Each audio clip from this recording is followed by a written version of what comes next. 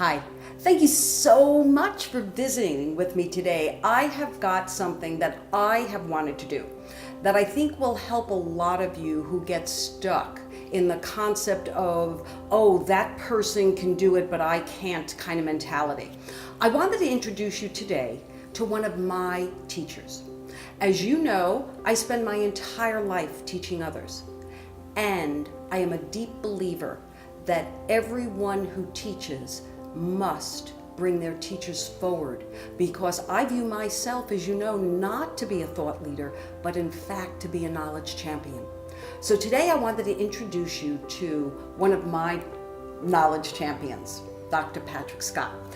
Why don't you tell everyone what you do, and then I'll tell them how I work together. Okay. So for years, I was a therapist, just a conventional therapist trained in Western medicine for many years, and worked in hospitals and did psychotherapy and worked in emergency medicine in California, did all my training in California. And then about 20 to 25 years ago, I actually stumbled upon Brian Weiss and past life regression and hypnosis and more esoteric arts. And then about 15 years ago, I stumbled on a Hawaiian shamanistic tradition called Huna. And Huna is a collection of tools that includes Ho'oponopono, which we've done together, about forgiveness. And it's a really wonderful way to help with a holistic point of view around personal health, wellness, and well-being. I still work in mental health. I'm still a therapist. I'm still a trainer and a coach and a professor of psychiatry at the local medical school here in Las Vegas. Right. And my passion these days is really for, number one, demystifying some of this stuff. Beautiful. That we talk about woo-woo and it's so new age. Yeah. I have all the, as you do, the Right. research and the grounding and all that sort of thing. Yeah. And I think that it's not about either or. It's not about replacing Western medicine or Western Correct. psychology with some new age, Eastern approaches. It's really about melding, blending, and creating a toolbox that's larger, that has more resources in it, so that you can take the advantage of everything That instead the of right limiting. thing gets called up when you. I have to say Exactly. that I was sitting in a workshop with Marianne Williamson this few weeks ago, and what struck me about my own work was that where I have come is that it's based in that science. And yes, I blur very quickly into the self-help community. And then it is that spiritual part. And that's what I feel Huna is actually not part of the self-help version of it, but it is what you're sharing with the world, this very deep spiritual tradition that we all need in order to enliven our spirits. Yeah, and Huna is no different really than any global traditions, whether it's the Tarot or whether it's, there's been civilizations in history.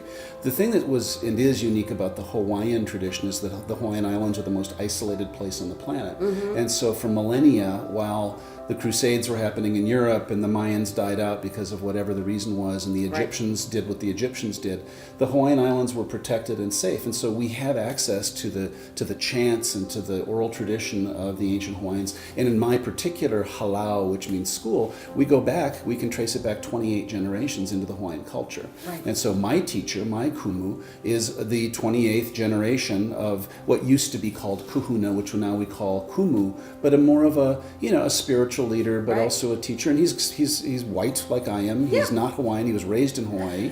And it's not about feathers and, he wrote nose this rings. book. And he wrote that book. And he wrote this we'll book. talk about it. His name Yep. is Matt James. He's an awesome guy. Yep. And has taught me a lot. And just like you have a Yes. teacher, and I so appreciate your acknowledgement of my teaching, he's my teacher. And he happens Correct. to be younger Yep. and smaller than I, but very wise. Well, and now I want to tell you another part. So you've got a feel for what Patrick does and the way he's blended it in his own profession. So I'll tell you again, this is about me showing you who my teachers are and how I work this same exact path that I put forward to you. The business of flourishing is not just a tagline for me, it's how I live my own life. So going back about 6 or 7 years, I looked at my life, which wasn't in a happy place, and I actually started looking forward, and I said, oh my gosh, I'm going to be coming upon some life events. Primarily, I had parents in their 90s, and I was saying to myself, I need to prepare myself. And I knew myself well enough at this point, I'd been into this work a full 30 years, that for myself, I needed someone who could call bullshit. I couldn't go to a traditional therapist if that's, I didn't need to talk to someone, I could talk to you. And you also have NLP training. Right. And I'll give you my dime store of it, and then Patrick can add a little bit. NLP is when, through watching the eyes, am I correct, you're able to tell if the person is being authentic, if they're deceiving themselves about something.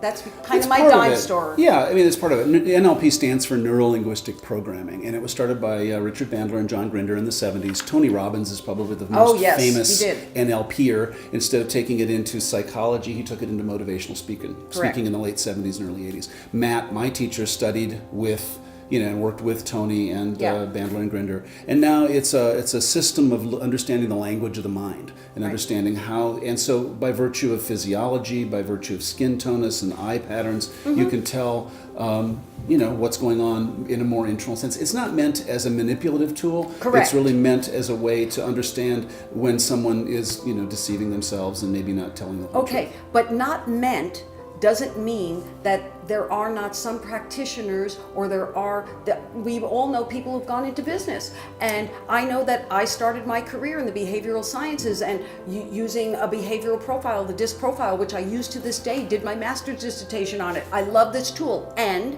there were people that were using it in workplaces to help other people manipulate their sales with, they weren't developing relationships, to get employees to be motivated, which you and I both know that is not something that comes from the outside, it comes from the inside. So I came to you because you not only had the training, and I knew that I needed someone who could look at me when I was saying, oh no, I've actually had a good day today. I'm fine. I'm fine. And we'll go into that acronym at another time, or I'll put it in the notes. That really, you had to be able to call me on my crap when I was deceiving myself. And these other traditions, these other modalities actually broaden your clinical training that you got in university. And that, I think, like I said, it wasn't either or. It wasn't let's abandon the clinical training and then move into something else that's different. It's really about building a collection of tools that really helps myself and others, achieve their true potential. Yeah.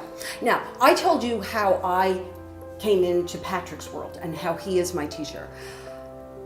It was because I was anticipating, I wasn't in a great place, and I was anticipating potential things down the road. And for me, being able to stay high functioning in my business, because my business does bring me to life, was very important.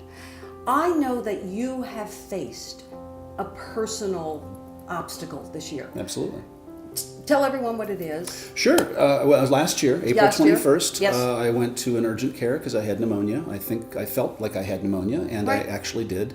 The doctor asked me innocuously if I'd had any other symptoms, and I innocuously said, well, yeah, I've had some bleeding in my urine, but I've had that for 2 years, so I don't think it's a big deal. Right. And he said, well, we better get a scan of it and find out what's going on. And he discovered a very large tumor in my bladder, a very, very large tumor. So long story short, for the past year or 10 months or so, I've been in bladder cancer treatment. And really, it's sobering, because you sometimes can think that that's the kind of thing that happens to everyone else. And what a great way it is to use your tools, because I've been mobilizing not only the support of you and my colleagues, but the support of my teacher, the support of folks, but also using these tools to manage my head, to manage my emotions, to manage my physical body, to take stock of how well or not well I've been caring for myself. I have, and it's no secret, and I tell my students, I don't want my students or the millennials that I'm teaching to do it like I did it, because I burned the candle at both ends. Correct. I'm not a model of balance, or have not been a model of balance. Yes. And so what I'm working on is, as I know you are and we are together,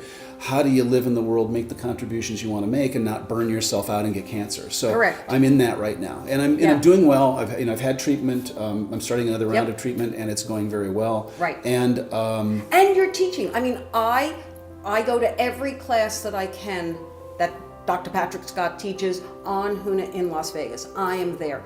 They're always filled. Every time I go into that room, they're getting, it's like, it's beautiful. It's a beautiful sight to see, because we know that that's the thing, that blending things together. I know that you're actually training next level practitioners in the field. Oh, absolutely. Yeah. So tell me something. When you imagine a year from now, your work, particularly in that area, what's the best and the brightest that you see? I would like, and like I said early at the outset, I'd like people to be to demystify some of this stuff. And I'm working now, as I do, training psychiatrists and psychologists and therapists of all kinds to start incorporating some of these things into their practice, and that's happening. Right. And so my vision, for a year out, is that the Huna trainings, and whether they're in Kona, which is where the halau or the school Right. is, or whether they're things that I do other places, and there are several other teachers of Huna in the world that do this, not many, like 4 Right. of us, that becomes a viable, reasonable way to So incorporate. increasing the level of impact. Yeah. And you're doing it through these larger trainings, through filling these rooms and filling people's hearts. I mean, if you ever have the opportunity, please follow Dr. Patrick Scott on Facebook. I know that your page is there, and he does put out his next trainings, because it matters. It's a great way to spend a Saturday afternoon. After Thanksgiving, I remembered writing him a note saying, "Oh, this is going to be really good for forgiveness. The holidays are so good for forgiveness exercises." So before we close, I want to make one point that you brought up about traversing your illness. One of the things that we, and I am older than you are, but we with more experience can give to those of you starting out. You are on the right path when you realize that there is more than just the achievement. When I talk about the business of flourishing, it's because the science has shown us, and science is made up of studying the us's of the world. We did it wrong for you. So know that everything from increasing your positive emotions to building relationships that are actually based in something other than, who you want to get high together. Just saying that you have some meaning in the things that you do, and that you're excited about it, and that there is achievement in it. Achievement is its own motivator, and people lose sight of that. You were motivated at some point to go into Huna, Right. and it allowed us to meet.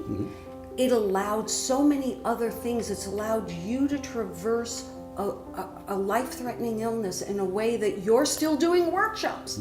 And the next thing is just the next thing. So, as I close now, remember one thing. The business of flourishing is your business. It's all of our business. The tools are there. Just use them. Thank you.